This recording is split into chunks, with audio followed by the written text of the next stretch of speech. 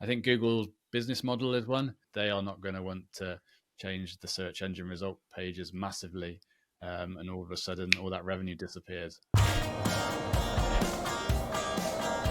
Welcome to Bullhorns Bullseyes, the podcast where precision meets promotion.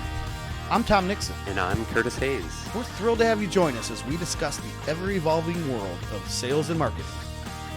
Every week, Curtis and I bring our own specific experiences and expertise, along with a special guest who has stories to tell and lessons learned to share. We're here to help you with strategies that hit the mark and amplify the marketing.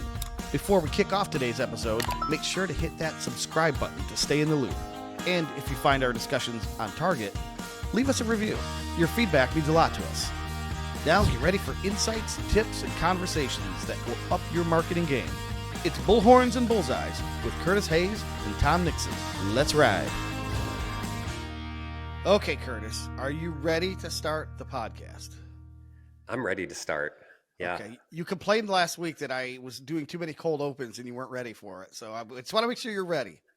I got to be on my toes with these opens and you. Okay. But yeah, today's going to be a really exciting episode. It's the most asked for topic when I surveyed our followers on LinkedIn. So that's right. Yeah. You put out a little poll and you asked people what they wanted to hear about. And today's topic was far and away the preferred topic of choice. Far and away. Yep. Cool. Surprising. I was a little surprised by the results, but we've got quite the expert. I think a great expert to bring in today. Yeah, I'm going to let you introduce him because I can't even spell SEO. So I want you to take us, guide us in here. So for people who don't know what SEO is actually, because I do get that question from time to time, search engine optimization.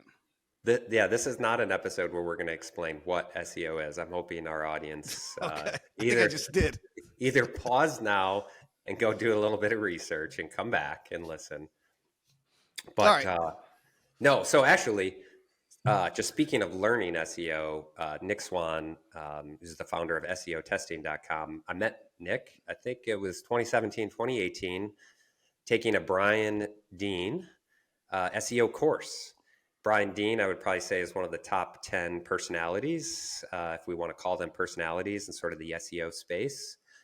And we took his course to learn how he was approaching SEO, definitely one of the experts in the space. And I think we had a little Facebook group, private group of all the people that were taking the course, and met Nick. And I think Nick was in the process of kind of working through some thoughts and ideas he had with data collection and those types of things, and how we could better use Google Search Console to make better decisions with our websites. And he came up with SEO testing.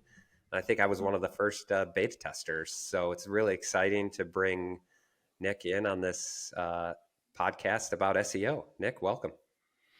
Thank you very much for asking me on, guys. It's I feel a bit of pressure as SEO is the most requested topic. We'll try and do a good job on the podcast today. But yeah, thanks for inviting me on. Don't worry, you are the expert in the room. So as long as the room stays the three of us, you're the leading authority. Tell us a little bit about SEO testing, what you do and what the company does beyond what Curtis has described. Yeah, well, Curtis has got a good memory, actually, very good in terms of remembering how we met. And it's interesting thinking back to then. So I've been doing SEO since 1998. So this was pre-Google days, back in Alta Vista, all that kind of stuff. But it's interesting, Curtis, we met on someone else's course about SEO. And it kind of shows that SEO is always changing. And although I'd been doing SEO for such a long time already, I'm still investing in courses and learning and all that kind of stuff. And I'm sure we'll get on to how much it's changing directly at the moment as well. So yeah, I'm based in England, live in a small seaside town called Bude. Got 3 kids, dog, wife. We moved down here about 6 years ago to live by the sea. Like probably most of the people who listen to podcasts, as long as I've got an internet connection, I can work quite happily on my computer. And so yeah, we've lived down by the sea, and it's a great life down here. Really love it. In terms of work stuff, I got into SEO kind of accidentally, really. So I've got an older brother who's 10 years older than me. And so I've always had a computer around the house when I was growing up, kind of 10 years old at school and all that kind of stuff, hacking around, joining computers together via Ethernet cables and stuff. And just as I was going off to university, he he has his own business, or had his own business at the time, selling car parts, remanufactured car parts. And he was like, well, if you build me a website, I'll pay for your accommodation while you're at university. And I was like, this sounds like a great deal. After I built the website for him and so on, he was like, well, can you get me into Alta Vista, and can you get the emails and phone calls coming in and all that kind of stuff? And so while I was going through learning the more formal side of computing and software engineering, I was also kind of learning internet marketing as well, and hacking around and keyword stuffing. And it was a lot easier to build links in those days, I tell you, because literally anybody you would ask for a link would would reply in the 90s and say, yeah, no problem, I'll add you to my blog roll and my list and all that kind of stuff. Blog roll. Wow. So that's kind of how I got into the kind of internet marketing, SEO side of things. I had done various other bits and pieces, consulting, working for other people. But then back in 2013, 14, I guess, I was kind of running a coupons site. So we call them voucher codes in the UK, but coupons in the US. It was almost as much as a fun project just to see, because it's really competitive ranking side of things. It was almost a fun project to see if we could kind of crack into it. And we made some good progress, but I was doing lots of testing around page titles, meta descriptions, trying to improve click-through rate from the search results and so on. Manually looking up data from Google Search Console and tracking the results in a spreadsheet. And I was kind of thinking there must be a better way of doing this rather than looking it all up manually every day. And so from the software engineering background, I was like, well, there's an API.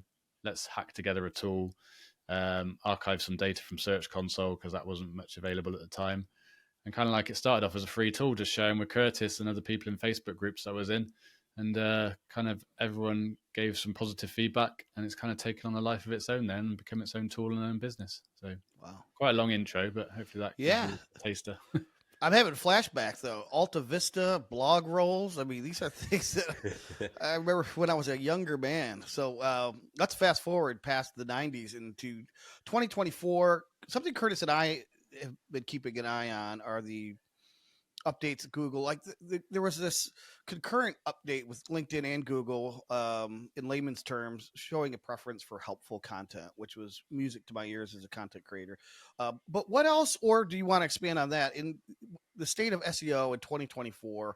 What's moving? I know things are moving really quickly, but is there a significant sea change that you've seen happen in the, I don't know, past 2-3 months, 6 months? Well, there's been lots of there's an algorithm update still rolling out at the moment. I don't think it's been confirmed from Google yet that it's finished as we talk on the 10th of April. So there's a big algorithm update that's been rolling out across March that affects there's different algorithms going on in the background in Google at the same time. Usually, for examples, around links, around content, around other factors, all that kind of stuff.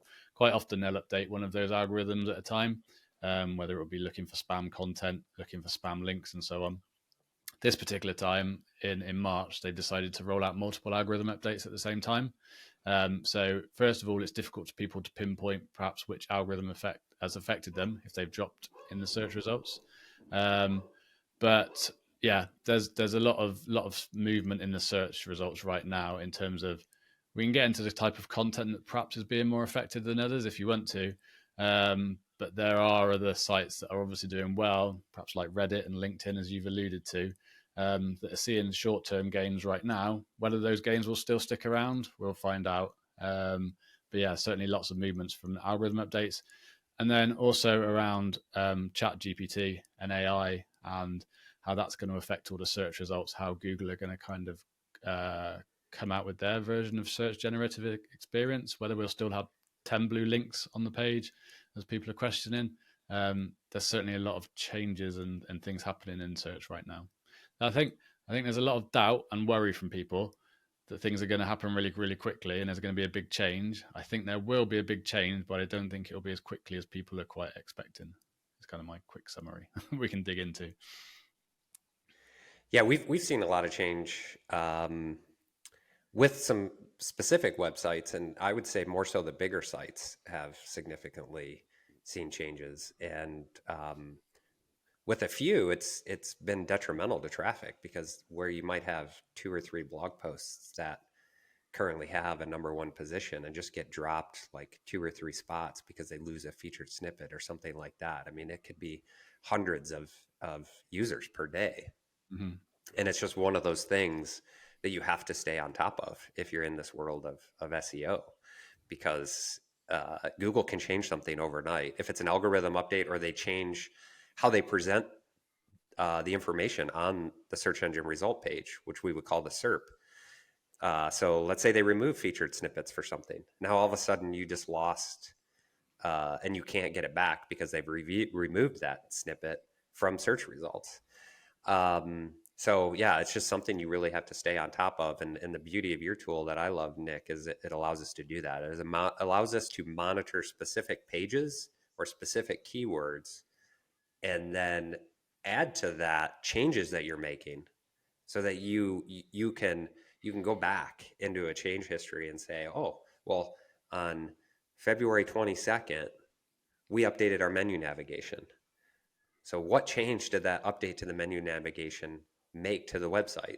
You could track and measure the entire site, specific pages, groups of pages, specific keywords. I mean, as things rapidly evolve, the requirements to have tools like this are so important. And then you keep an archive. Like, how long are you keeping data, Nick? Because Google only keeps data for 16 months, correct? That's right, yeah. So in terms of Search Console itself, it allows you access to 16 months worth of data. So for the site overall, we archive data on a daily basis. So as soon as you start using our tool, we'll have 16 months plus a day, plus 2 days, and so on as you go on and on. Right. When you're looking at individual pages and queries, we use the API live then, so we're limited to 16 months too as well. Okay. But when you've got content groups running or tests and so on, the data is archived from that point of view, yeah. And when you got into this, it wasn't 16 months. Google Search Console, Google data was less, if I remember right. That's like right, 6-7 years ago. Yeah, back 2017, it was only 3 months worth of data available. Yeah, 3 months. And that was really part of the reason for building the tool initially, was to just archive data to make it available to people. And then when I had the data in a database, that was like the point of saying, well, actually, I can do some interesting stuff with this data now in terms of pre-built reports, the testing side of things.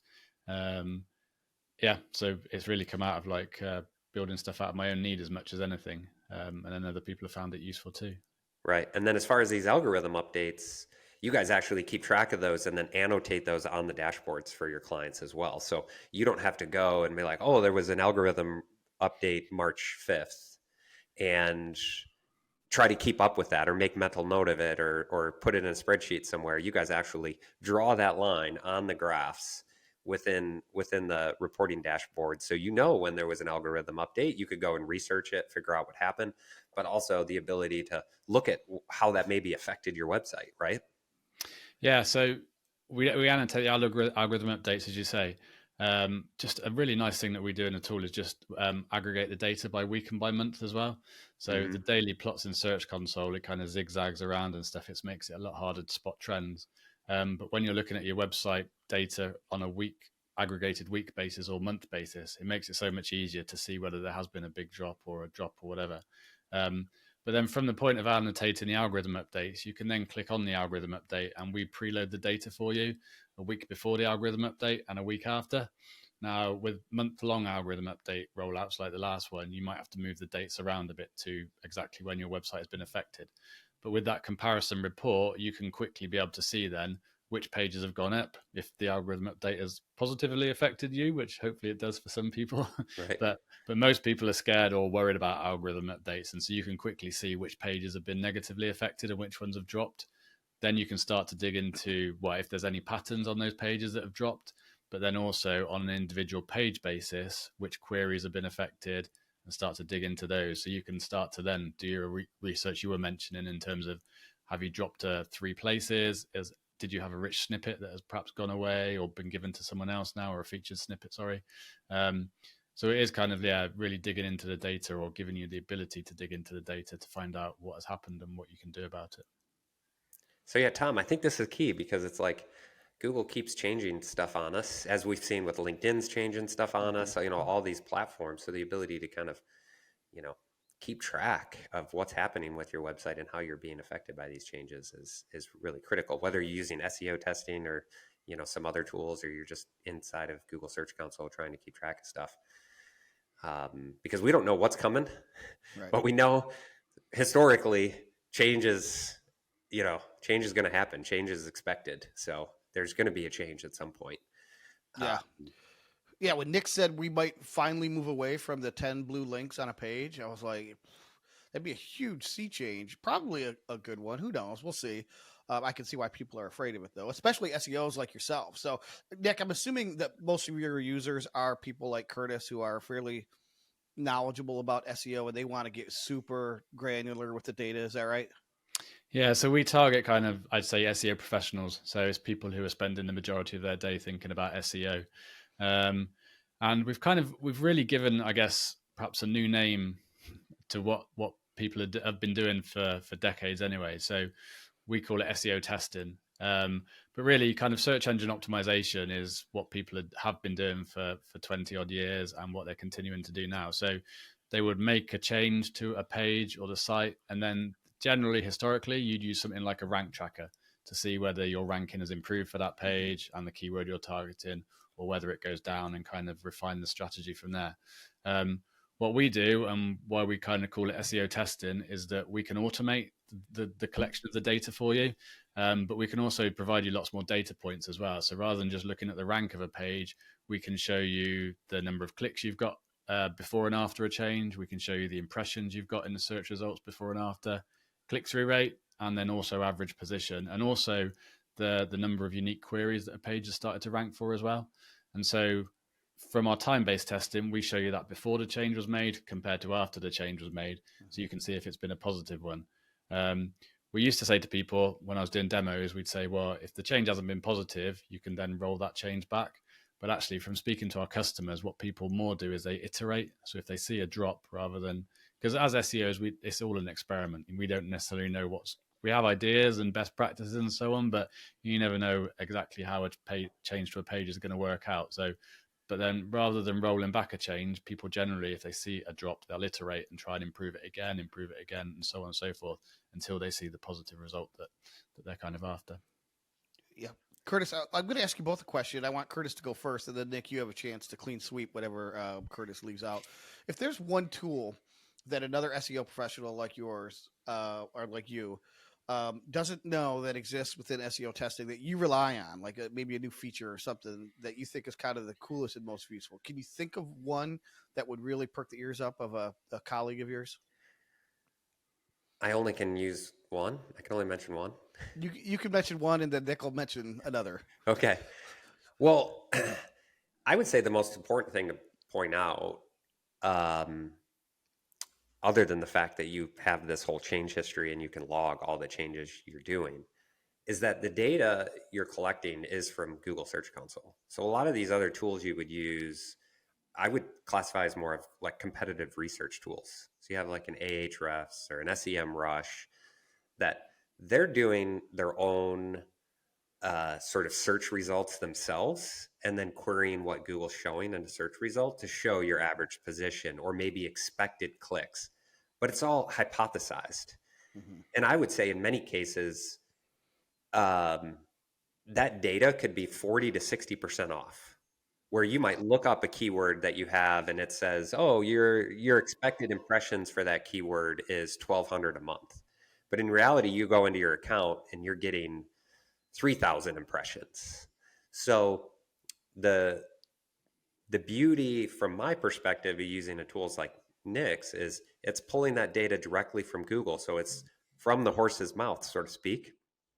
You know it's accurate. And so now you can take action from accurate data. I would use the SEMrushes or the Ahrefs to now sort of compare benchmark to competitors. So I think that's one of the biggest things. And again, when we got into this, and Nick showed me the tool, it was like so brilliant because we used to only have 3 months worth of data. So I was exporting spreadsheets to be like, well, I want to show year over year progress. So let's export January. And then the next January we do an export. And now I could have that comparison. But otherwise, Google never gave you that data. So just simply by Nick having the tool at that time, I was like, well, now I have seasonality. I could actually show seasonality to my clients. And I used it initially more as like a reporting tool. But it does way much more than that. So you probably have the data from all the users, Nick. What's the question, Tom? What's the best feature sort of out of the tool? Yeah, a feature or feature set that maybe, and I'll ask it to Nick this way, something that you maybe invented for yourself, like you have been, but that you think is going to be wildly applicable to other SEOs. Yeah, so I will say as well that all the stuff that myself and Curtis are talking about, the features within SEO testing, the data is available in Search Console for free. So you don't have to make use of SEO testing. I don't want this to be like a product podcast type thing. You can get all the data out of Google Search Console for free. It takes more clicking around and is more time consuming. And that's kind of where our focus is in terms of automating it and saving you time. But yeah, the data is there for free in Search Console if you want to make use of it. In terms of, I guess, I don't want to be a bit of a cliche, but the SEO testing side is probably the main feature that I would pull out, but perhaps not for the reasons that I built it for initially. And this is an interesting thing where it comes to speaking to our customers about how they're making use of the tool. And so the SEO testing side of things of it was like wanting to run experiments and seeing how a page did before you made a change compared to how a page is done after it. It was from a running experiment type of scenario that I built that bit of the tool for. So I wanted to figure out what worked and then potentially roll it out to other pages. The way that a lot of our customers actually use the tool is they're going to be making changes to pages anyway, such as updating content, adding more images, that kind of thing, because they're going to improve the pages from a user perspective. But they want to measure the how those changes are impacting search and their search results. So it's more of an impact analysis type thing rather than an experimental side of things. Because I don't know whether Curtis will agree as well. Having done lots of different types of SEO from either our own products and doing client and consulting and so on, I know a lot of SEOs don't feel they get the recognition and perhaps love they deserve for the work that they do. Yeah. Part of that is because sometimes SEO is a longer term play. With Google Ads, you can turn them on and you'll start to see results within a day or two. With SEO, you need to roll out changes, publish content, build links if you're going to be building links, all that kind of stuff. It can sometimes take, a couple of weeks, a few months to see positive results and so on. But we're using our tool and using the SEO testing side of things, being able to measure those results, and even if they do take a week or a month to come through, having those reports pre-built out and the test results pre-built out for you and the graphs to show to management and stakeholders and so on, these are the results that we've got from the work that we've done. I've had lots of good conversations with our customers. That's the way they're using the tool. And so they're able to show the work, the positive results they brought in, so they can get bigger budgets for more work. They can run pilots of only changing a small group of pages and showing the positive results that they get for it. And then again, getting bigger projects and buy-in for bigger pieces of work and things like that. So the experimental side of things is good from SEO testing, but then there's also the showing the impact of your work side of things, which has been quite surprising to me. Can I testify to this real quick, Tom? Testify. We should, before you do too much testifying, we should point out that this is not in any way a paid promotion for SEO testing. No. This is completely organic, natural. We should have maybe talked about that, though. Well, I see you're wearing your Insight jacket, too. You're trying to get them as a paid sponsor, but that's not working. Teasing, of course. Yeah, go ahead. Testify, brother. Yeah, so, okay, I had one client, large website, a little over a year ago. We're not happy with their current host, had some issues. We presented a proposal. So this wasn't even really SEO, though it was SEO kind of on the back end and down the road, but said, hey, look, we think there are issues with your host. You've got a slow server, slow response time to first byte was really low. Let's get you on a premium hosting provider with an at-the-edge caching solution. Let's fix a couple issues inside of WordPress. Let's remove the caching plugins that we felt like were really bloating and not helping. And we migrated the site. We had, the date the site migrated, and then a 3-month time period. And I mean, impressions skyrocketed. I think they went from somewhere around 800,000 or 900,000 impressions in a month to something like 1.5 million or 1.6 million. Their traffic increased as well. I mean, it just showed that from a whole site perspective, Google appreciated and put value on the faster speed that the server and the site was responding at, right? So that's sort of big picture example. So I was able to take to that client literally screenshots out of SEO testing that said, hey, look, this was before the migration. This was after the migration. It looks like the migration worked. Now you layer that on with Google Analytics data, like are users more engaged on the website, or they're spending more time on the website because that's a better experience. The second example you and I just did together, Tom. So I saw a video online about how people were using ChatGPT to provide ideas on how to get the featured snippet position. So basically, if you had a top 10 ranking, in our case, we had a website with a page and a specific keyword that was ranking about fourth. The competitor website was getting the featured snippet at the top. A featured snippet is basically where Google shows the answer to a question right in the search result. And you don't have to have the number one ranking per se to get that featured snippet. Google's basically just saying you have the best answer to this question, so I'm going to show it in the search result. So we did some prompts to ChatGPT, and then I gave those prompts to Tom and said, hey, because you're the writer, you're the good communicator, you take this information that ChatGPT gave and rewrite the snippet for this article, which was basically just the intro to the article. We moved the answer to the top, we gave a clearer answer, and we created a test in SEO testing. In the first week, our ranking went down. I think we went to like a position of 12. And then I got an alert from a different tool. I got an alert this last Saturday morning that we had the number one position. And we now still, since Saturday, what's today? Today's Wednesday, we still have that featured snippet. So it did take about a week, but now we went from like 1 click per day to 8 clicks is what we're getting on that one article. And you're saying it was all because of the way I wrote the page. It was all because of you. Yeah, thank you. All right, good. So, and, well, as usual, though, I Nick's should point point out, though, that ChatGPT, just because you brought that up, is a useful tool to sort of get some things going, but the end product's only usually 30% of the way towards good. Right. So we basically used it to say, here's the competitor snippet. What do you see they're doing that's potentially better than us? Like, what are we potentially missing out of our answer?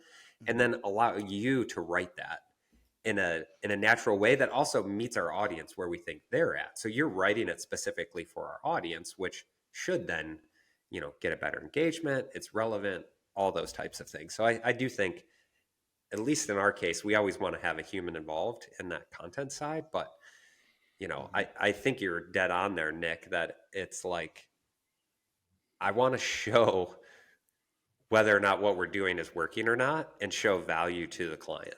Right. And that's difficult to do sometimes with some of these tools.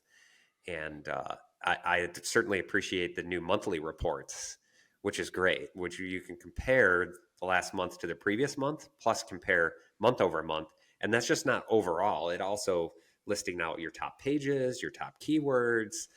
And so it really is then just in a quick snapshot show the progress. Hey, we did all these things. I actually have the client who did really well with the server change last year. They've now been doing a technical audit of the website over the last 2 months. Ran Screaming Frog against it, look for spelling mistakes, any broken links, like all these things. Since that time, they're actually declining. Like all of these technical fixes aren't necessarily helping from an SEO perspective. It was just kind of interesting to see that like Google likely is just ignoring those things and overlooking them, so to speak, that sometimes those technical fixes don't have as big of an impact as they maybe did 10 years ago. I don't know. We can theorize. Back in the days of Alta Vista and Excite and I still ask G's from time to time, by the way.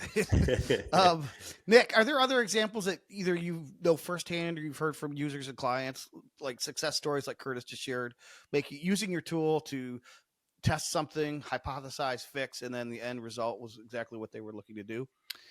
Yeah, I did some research. We've got some good case studies on our site. We've kind of just published recently. Actually, we've been making a big push for getting customer case studies. But I had a look through a presentation I did actually a little while ago about some kind of positives and negatives, or common things or themes that we see that people are doing that bring about positive results. So a few of these I thought I'd bring up and mention, and Curtis can see whether he's seen the same kind of things. With some of the testing that we've seen, page title meta description testing is a common thing that people test across or with our tool. And interestingly, I'm sure you both know about Google rewriting page titles quite a lot and it getting, perhaps more common. We found that a common test that people do that get positive results around are, and I've got a theory to go alongside this, more shorter and simpler page titles. See a common result of leading to positive results. And my theory around this is that if you use a shorter, really specific page title, Google is more likely to rewrite it, which actually, as we've seen in testing, brings around more positive results. Whereas if you use a longer page title that's got more longer tail keywords in and is more specific, Google doesn't rewrite that. Whereas if you're using kind of more head keywords in your thing, Google will rewrite it for more general search terms. I didn't tell you this morning, Tom, but that article you gave me to publish just this morning, I rewrote that title because it was too long. It was a super long title. So I did make it shorter and made it, I think, under 60 characters. So we'll see.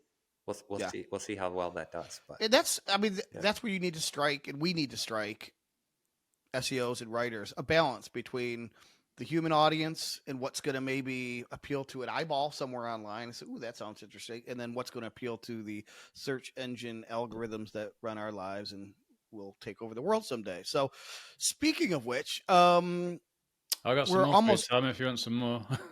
What's that? I got some more interesting case studies if you want some more. Yeah, lay it on us. Okay, we have to wrap up here. These are specific SEO things as well. So shorter page titles was one. But longer H1s we found often bring around positive results. So I think that perhaps tie in together. So a shorter page title, but then a longer H1 included in terms of like perhaps including a secondary or third keyword that you're targeting in the H1.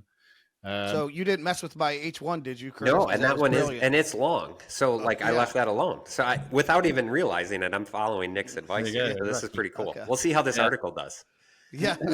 We've I'm sure most of the people who are watching the podcast come across this one because it's tweeted out on the 1st of January every year, but around adding years to articles around, especially if they're review type articles. So this is perhaps around niche sites. So add in 2024 or the month January 2024 to indicate freshness. But to kind of real quick. Sorry, I didn't mean to interrupt. I was just going to say, from just a novice user, when I'm doing searches, I'm always including the date on things like that because I don't want to read like a review for an iPod or an iPhone 7. Yeah. So sometimes you get really old results. Anyways, so go ahead. I was going to say, to kind of go alongside this, though, if you have got some content that was written, say, in 2021, and it has the year 2021 in it, but you're not going to update it for 2024, just take the year out, because having that year in the page title or meta description or H1 is kind of dating it for you. So by removing it, we've seen some customers that have had some big results, improvements in terms of, not putting people off clicking on it in the SERPs because they think it's older than it actually, than it is. Yeah. So we've actually, when we auto-populate date now, we've had blogs, and I've got another blog that does really well. They're at about 50,000 visitors per month in the healthcare space. And we switched and probably saw a 25% boost when we did this, is we switched from having the published date on the articles to the updated date, latest updated date.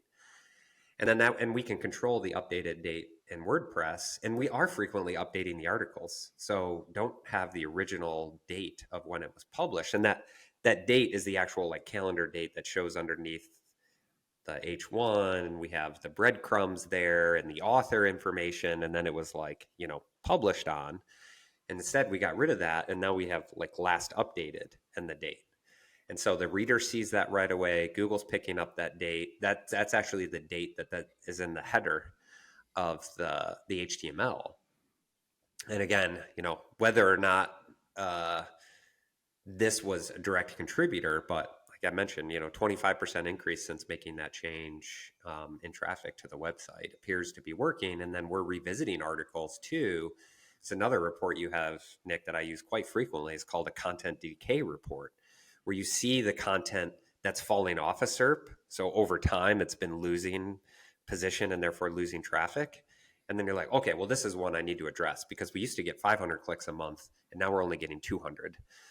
If we just simply went and added a sentence to this article and changed the date, you might come back up a couple positions and start to get some of that traffic back. It doesn't have to be major overhauls sometimes to these articles. So those are great examples, Nick. Yeah. I got a couple more. For one you. last one. Yeah. Internal links. Whenever we've done internal linking and seen internal linking done as a test, it always brings about good results. And the last one I mentioned is video content. So we have made a big effort for the past probably 12, 18 months for all our blog posts that are performing well, of creating a video to go alongside them and embedding that video in the blog post. And that has always led to positive results as well, in terms of the page itself performing better, but then also the video doing, publishing on another platform, as in YouTube, and getting people visibility from that too, which has been good. Those are great ideas. I mean, the LinkedIn or internal links is like one of the easiest things you could do. I know, because I do it when I write my blog posts. I'm like, well, I just wrote about this and I just mentioned it, so I'm going to put a link right in the Google Doc, so people like Curtis don't even have to think about it. So make sure you're doing that. And then video is interesting, Curtis, because we're emphasizing video just from, again, the human side of things. It's more immersive. It shows off more personality. There's longer dwell times. So interesting stuff. All right. Before we let you go, so you mentioned you looked into your crystal ball at the beginning of this podcast, and you said you can imagine a day and time without the 10 blue links, and we're just getting who knows what. But AI, again, will just tell us the answer. Anything else? You said that might take a little longer than people are fearing or expecting. Anything else that you are seeing on the shorter term horizon, Nick? Oh, that's a good question. I guess things I'm concerned about or interested about are algorithm updates, as we've kind of discussed, and it is the AI type stuff at the moment. And so I guess just to kind of perhaps explain a bit more why I think it will be slower to come along than perhaps, the doom-mongerers are saying, in terms of SEO is going to go away or life is going to change completely. I think Google's business model is one, in terms of they make the majority of their money from advertising and AdWords and things like that. So they are not going to want to change the search engine result pages massively, and all of a sudden all that revenue disappears. So they're going to need time to iterate on their business model and see how, search generative experience affects that. But also, from what I've read, it's a lot more expensive for, the computing and compute power to generate these SGE answers for people compared to search results, which, when you're looking at just one particular answer, is, decimals of a cent. But when you roll that up to how many search queries are run per hour and per day and so on, those costs compared to just showing us 10 blue links scale up quite quickly. So until that becomes a more affordable thing for Google to be able to do, I think that's why it's perhaps a longer term thing to be interested and worried about than thinking away my business is going to go away overnight. I guess I put it back to you two. It'd be interesting to get your take on it and see how you think, how quickly things are going to change and how things are going to change. I'll give you the layperson's response, and then Curtis, you can wrap up with a more technical view of things. But what you just described, I think, is going to be so interesting to watch, Nick, because on the one hand, Google needs to protect its revenue model. On the other hand, somebody is going to try to come along and displace Google, which we thought was never possible at one time, by just giving you the answer, right? I don't want 10 blue links. I just want the answer, and I want the algorithms to find the right answer to it and hand deliver it to me. This is the way we're just conditioning our lives, right? Everything's on demand. I don't have to wait till 8 o'clock on Tuesday to watch Happy Days. I just go binge the whole series. Everything is like, gimme, gimme, gimme. So Google is smart, but they are up against, I think, a pretty interesting challenge, because there's going to be people who are going to try to change search behavior online. Maybe it'll be Google, maybe it'll be somebody else. Curtis, what do you think? Yeah, I'm seeing this already start to happen with my kids, where they're not. First of all, they didn't like Google to begin with. Both my girls use DuckDuckGo, I don't know if they just thought Google was kind of big brother, or I kind of told them, even as an SEO, stay off, right? So they've always been in private browsing and use DuckDuckGo, but now they've moved towards, when they have questions for things, they've moved to ChatGPT.